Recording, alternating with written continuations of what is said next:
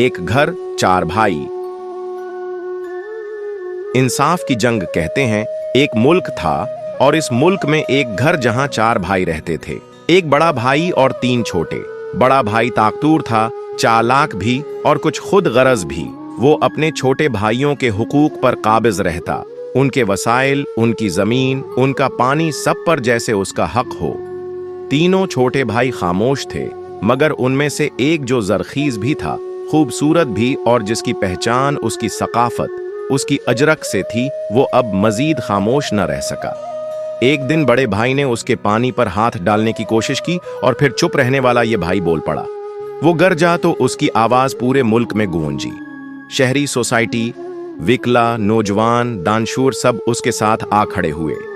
एक तहरीक उठी प्रामन, मगर मजबूत तहरीक। सड़कें भर गईं, शहर रख गए, जिंदगी जैसे थम सी गई। सुतरा दिन हर आवाज एक मकसद के लिए बुलंद होती रही और आखिरकार बड़े भाई को छोटे भाई की बात माननी पड़ी। वो झुका और माना कि हक छीना नहीं जाता, हक दिया जाता है। छोटे भाई ने सबका शुक्रिया अदा किया, उन सबका जो उसके साथ खड़े रहे, जिन्होंने इंसाफ की शमा बुझने न दी। और फिर दूसरे भाई भी जागे। उन्होंने भी देखा कि अगर आवाज बुलंद की जाए तो इंसाफ मुमकिन है। उन्होंने भी बड़े भाई से अपना हक मांगना शुरू कर दिया। ये सिर्फ एक कहानी नहीं, ये उस सच की इलामत है जो हर दिल में है और हर जबान पर आ सकता है। बस एक कदम, एक इज़्म और एक आवाज चाहिए।